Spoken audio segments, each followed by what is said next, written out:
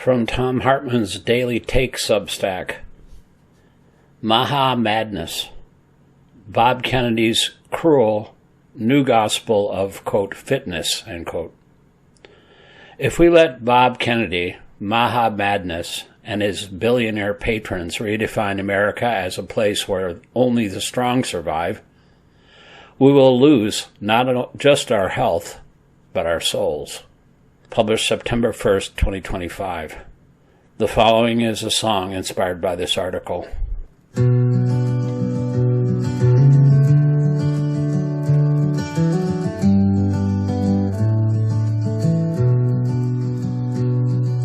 In Austin they gathered, the cameras all rolled.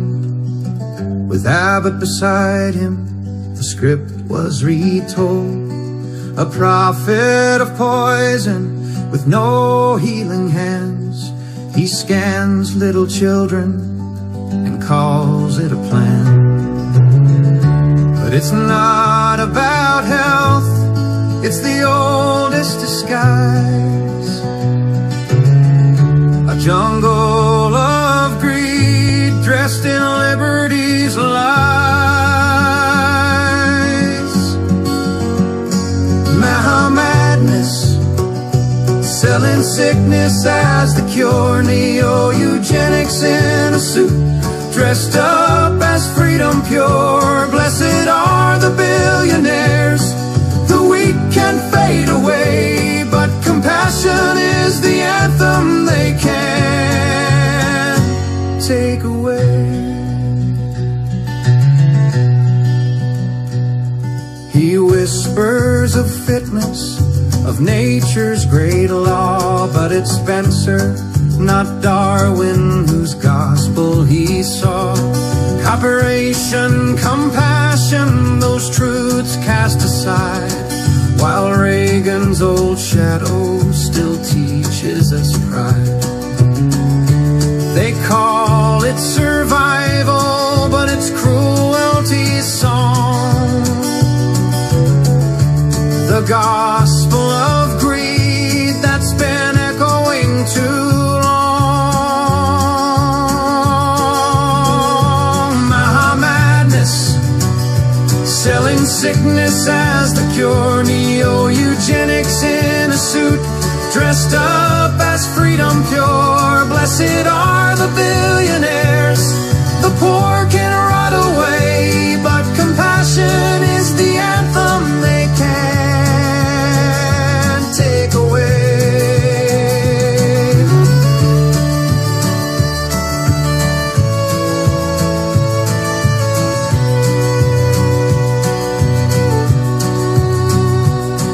From Washington's hand to the Sermon on the Mount, the measure of a people is how the weak count. Not survival of the fittest, but survival of the kind. That's the truth they bury deep, the one they hope we'll never find. MAHA madness, the jungle in disguise, where selfishness is holy and greed is canonized. But love is our rebellion, the fire in the fray. Compassion is the anthem, and it won't fade away.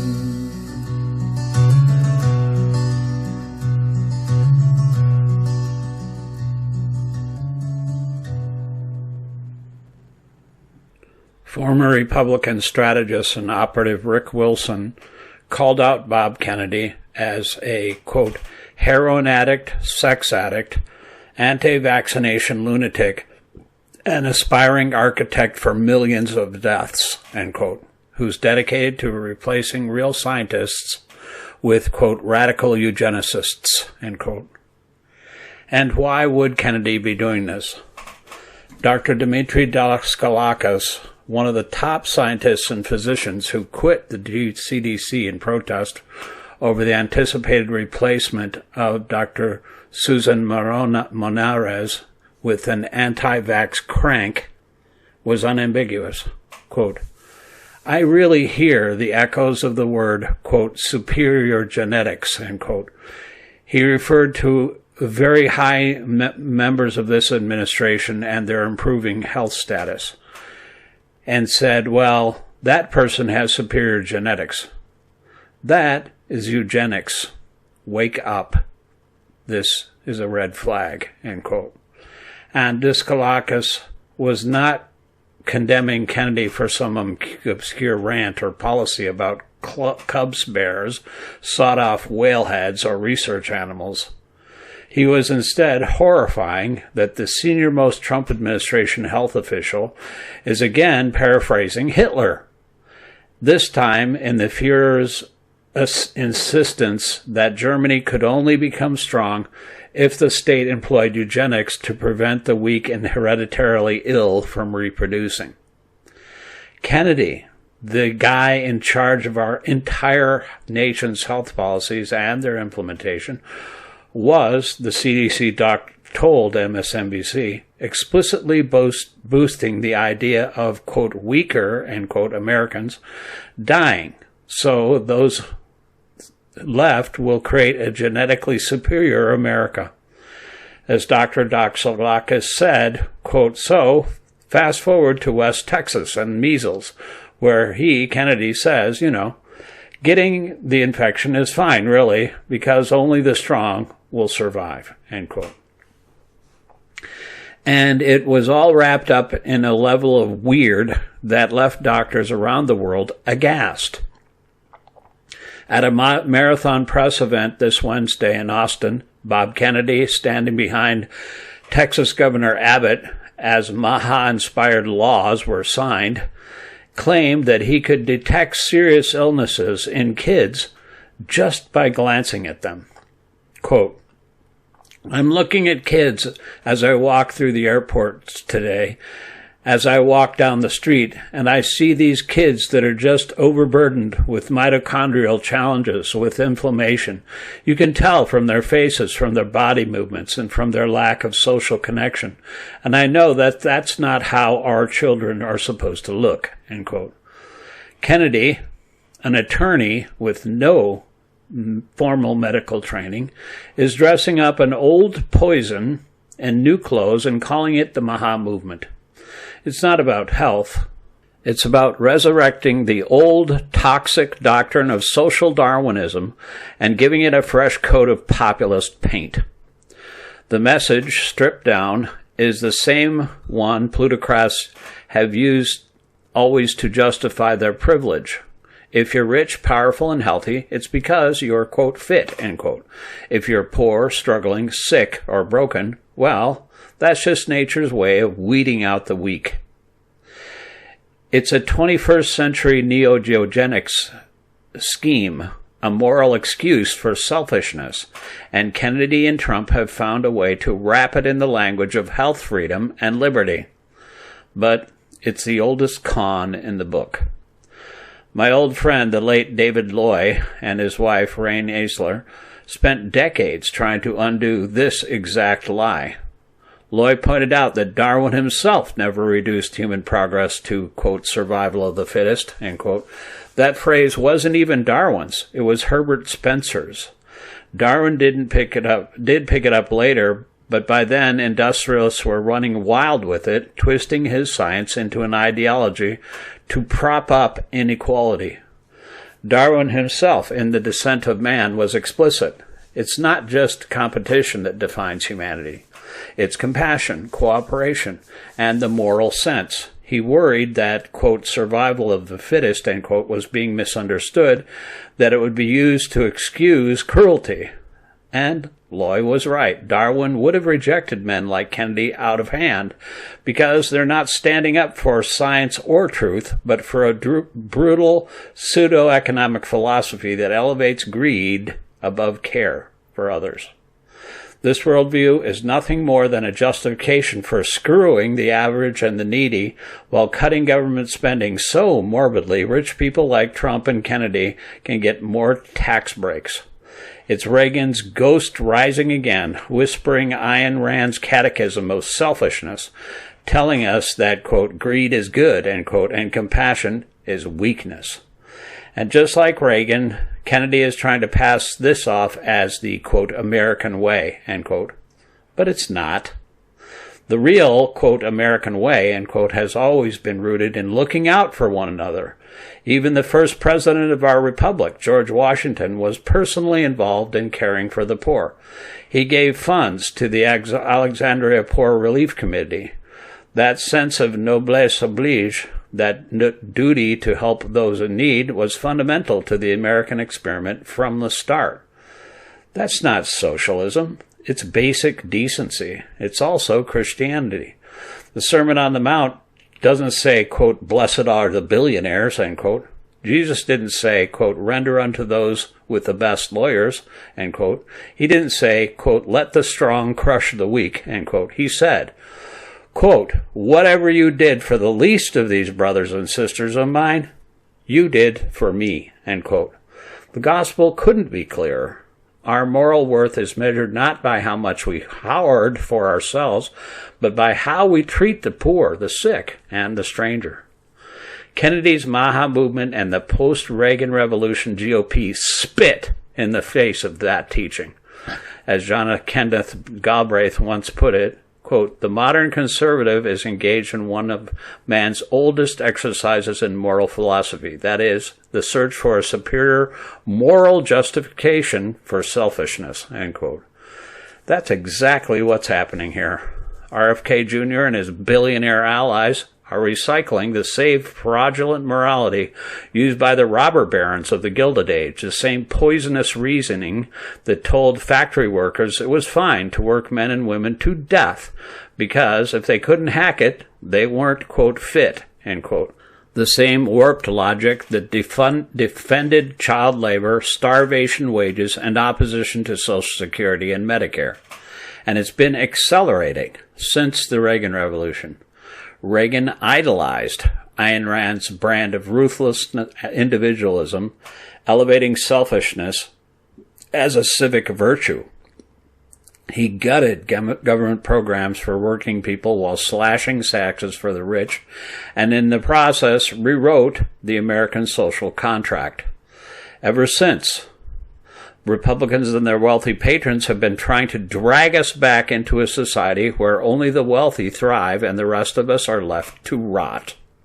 Reagan sneered at government itself, calling it the problem. But what he really meant was that the government that works for the people is a problem for the morbidly rich who don't want to pay for it. Kennedy and the people he's installing at the CDC and throughout the public health system are now running the same scam, draping their project on the rhetoric of, quote, health, end quote, while selling the same poisonous brew of deregulation, disinvestment, quote, individual responsibility, end quote, and cruelty. Just look at the results. The United States today has the worst life expectancy in the developed world. Our people die younger, sicker, and with more preventable disease than citizens of countries that see healthcare as a right rather than a privilege. In Japan, in Canada, and most of Europe, people live longer and healthier lives because their governments take seriously the responsibility to ensure access to healthcare, clean food, and safe living conditions.